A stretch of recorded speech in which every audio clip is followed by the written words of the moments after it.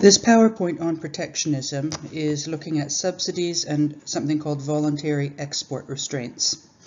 An example from 2015, so fairly recently, we have a case of one country giving subsidies to boost production in terms of spices.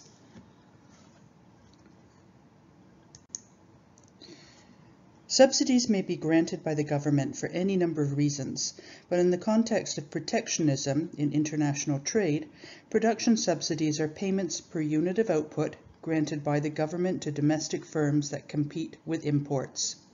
So remember, subsidies lower the cost of production, so the supply curve shifts right. Actually, technically, it shifts down by the amount of the subsidy.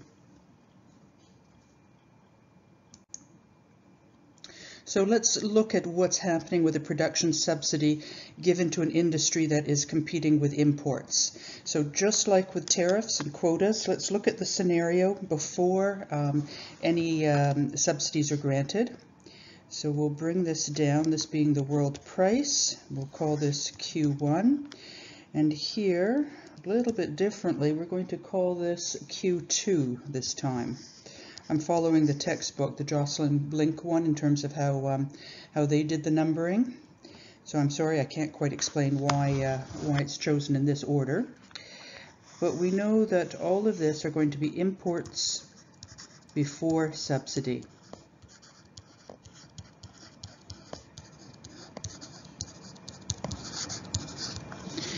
So with a subsidy, we have a new supply curve. It has been shifted down by the amount of the subsidy, so per unit payment. And we now have a new intersection, sorry, let me just call this S, domestic with subsidy. So we have a new domestic supply curve. And we see where this intersects with the world price. We're going to bring this down, call this Q3. So we are now producing at this quantity. We're still demanding Q2 because note that the price has not changed domestically from PW. But what we do note is that the imports have shrunk after the subsidy.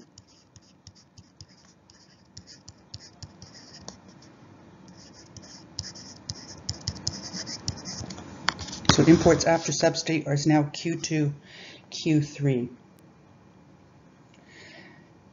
In terms of the price that domestic producers receive, so we know that this height is the amount of the subsidy.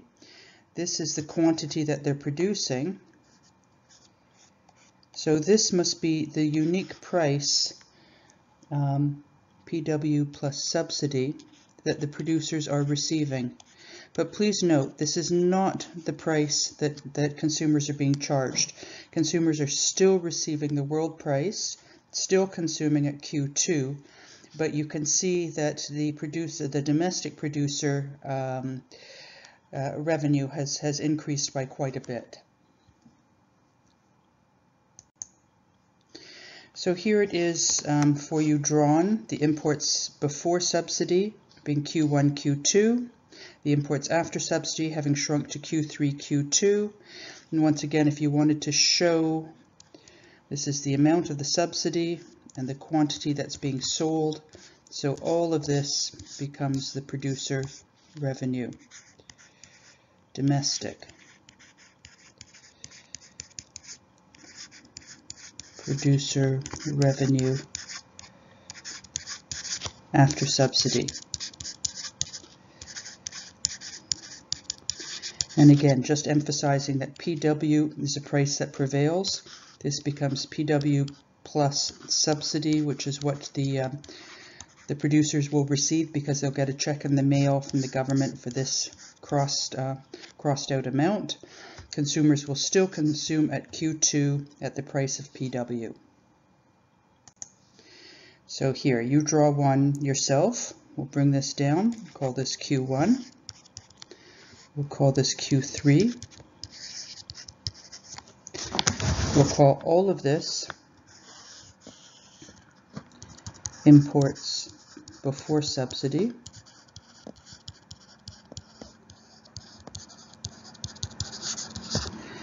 And then we'll draw a domestic supply curve, bringing it down by the amount of the subsidy. So this becomes S domestic with subsidy. And where it intercepts the world price, we'll bring this down, call this Q2. And Q2, Q3 become the imports after subsidy.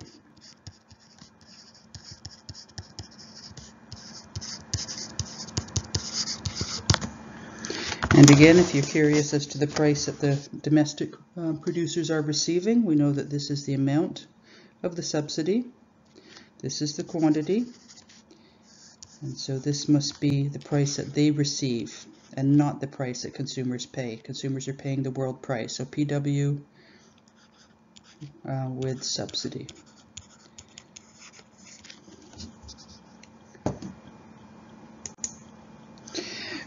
So if you wanted to know the domestic producer revenue after the subsidy, we did look at that. We know that this is the quantity that they're producing. We know that this is the amount of the subsidy, because that amount is the same as this, and that was identified as the per unit subsidy. So the total revenue after the subsidy is the blue box. Is there a deadweight loss from production? Well, we do have the case that we've moved from Q1 to Q3, producing more. So it's this red triangle, is the deadweight loss from production, because we have inefficient producers now producing instead of the more efficient foreign producers producing. So it's the red triangle. Is there a deadweight loss for consumption? Well, big hint is that consumer price stays the same. So we don't have a reduction in quantity demanded. It stays at Q2. So we don't have a domestic loss of consumption. So there is no deadweight loss for consumption here. But the trade-off could be that taxes will probably have to pay for the subsidy.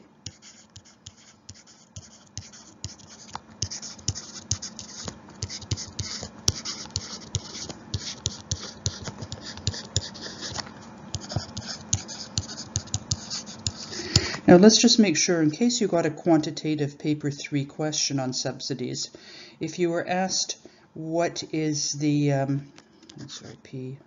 PW with subsidy, if you were asked what is the cost of the subsidy, well, let's just show that in green. We know that this is the additional amount that the government's paying, the amount of the subsidy. This is the amount that is being produced. So on every single unit of production, they would be paying the subsidy. So it would be the equivalent of the area of that green rectangle. So the impact of a subsidy, consumption of the good, well, that stays the same.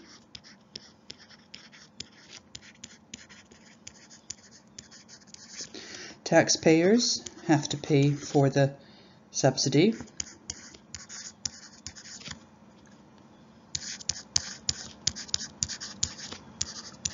Oh, and let's just go back to consumption of the good. P and QD are the same. So the price has not changed and the quantity demanded has not changed. Domestic producers, well, we have quantity increases.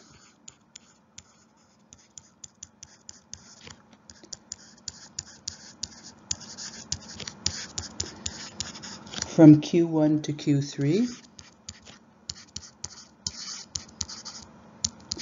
We've got price goes up from PW to PW plus subsidy. And so obviously total revenue goes up. Domestic employment. therefore will increase. The other exporting countries, well, they're going to export less.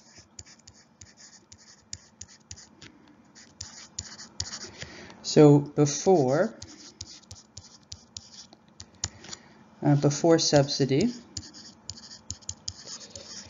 they were Q2 minus Q1,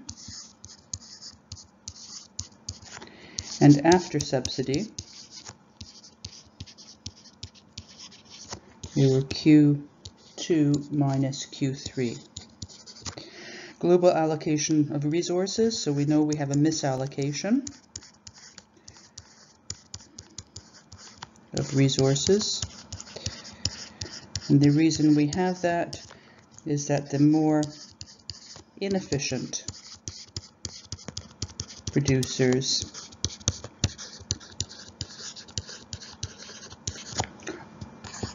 are producing more,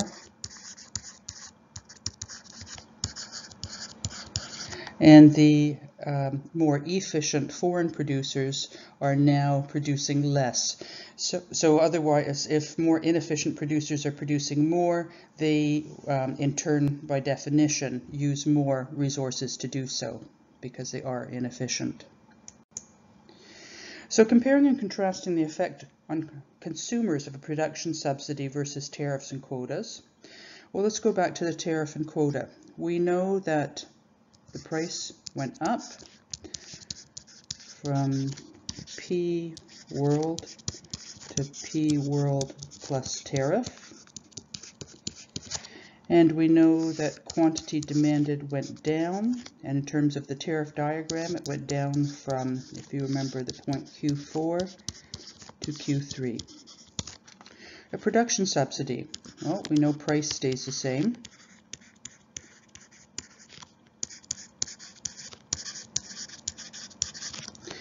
We know that QD stays the same.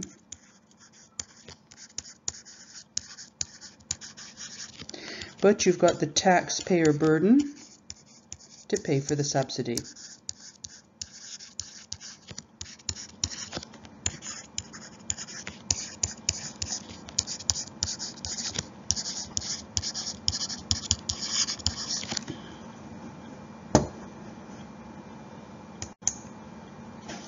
So let's look actually in the case where production subsidy, where the importing country actually becomes an exporter.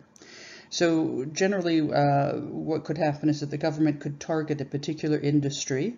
One that's been talked about a lot in the news lately has been solar panels produced by Chinese companies, and where the country has decided they want to become a net exporter in that particular good.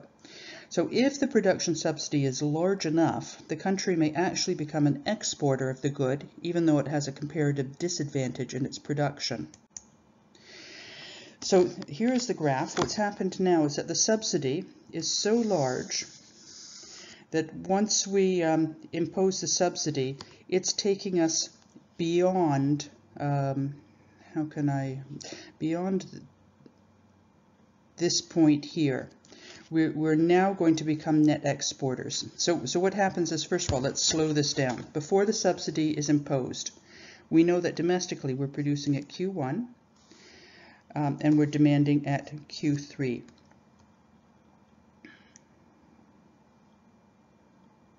I'm sorry, excuse me.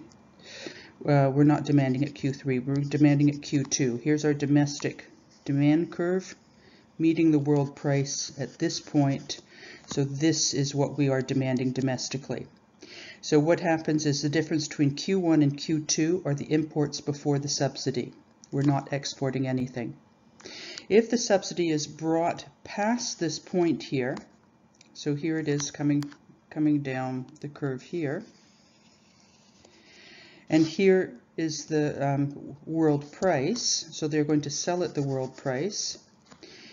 We're going to have now a surplus of production where we're going to export after the subsidy. So we're going to export between Q3 and Q2. Now, are we importing at all after we have such a large subsidy? No, because we are able to produce domestically plus some more beyond Q2, so there's no reason to import after the subsidy. We will be producing everything domestically between Q1 and Q2 where our domestic demand is, plus we'll be able to meet a world extra demand at Q3 for our goods between Q2 and Q3 and export that. Maybe it'll become a little easier when we draw our own. So let's look at this before any subsidy is imposed or granted. So let's call this Q1. Let's call this Q2. So this world price should be up here, world price. So at the world price, this is what we're demanding domestically. Excuse me, this is what we're supplying domestically. This is what we're demanding domestically. And we have here imports before subsidy.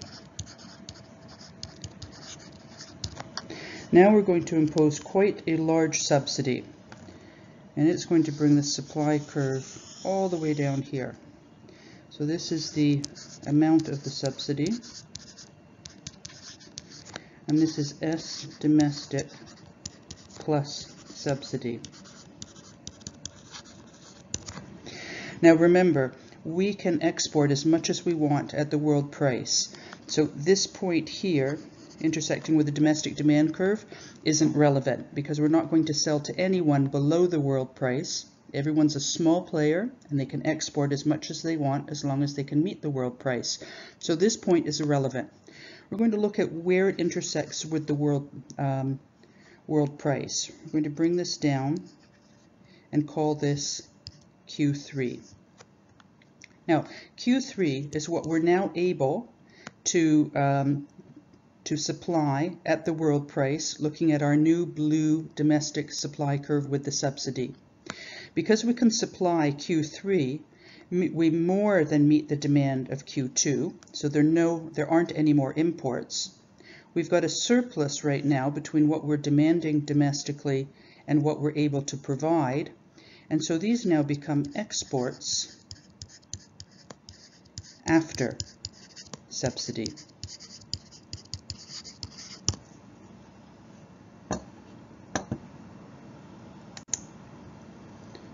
So the effects of the subsidy in this case are the same as when the subsidy results in a smaller quantity of imports.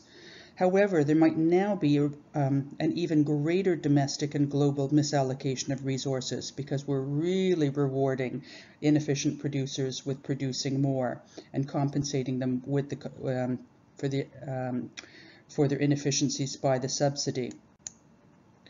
Okay, we're going to look at voluntary export restraints. This is in the IB syllabus, but I'm going to be honest, these haven't existed for quite a while.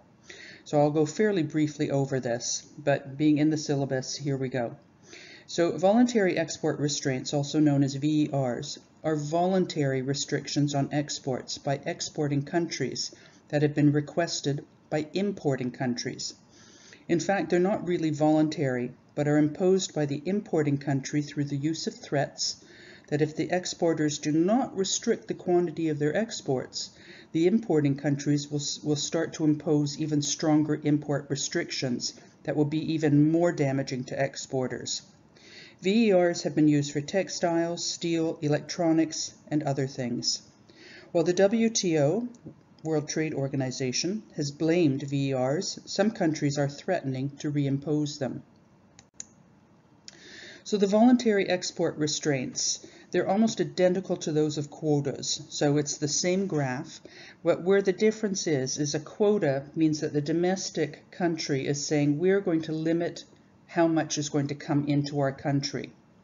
Voluntary export restraints, it's the exporting country that says we will choose and we will voluntarily export what we're going to send to you. So it's got the same amount, same effect, because whatever is allowed into the domestic country, like the receiving country, it's a fixed amount, just like a quota is. So it could be 10 million units of something. And so the graphs follow through the same procedure. And if you need a review of this, please go and look at the quota graph.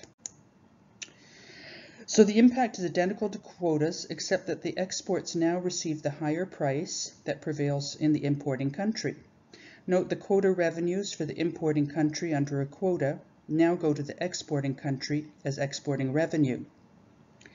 And note that quota revenues may go to the exporting country rather than the importing country as well, depending on how it's set up.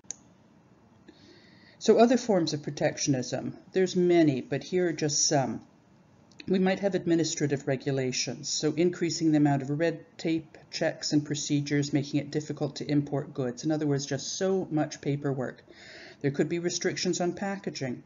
There could be health, safety, and environmental standards. So imposition of technical standards which involve health, safety, and environmental conditions. This is just a smattering, but there's all sorts of ways in which countries can restrict imports over and beyond the quotas, tariffs, and subsidies, and so on. Thank you.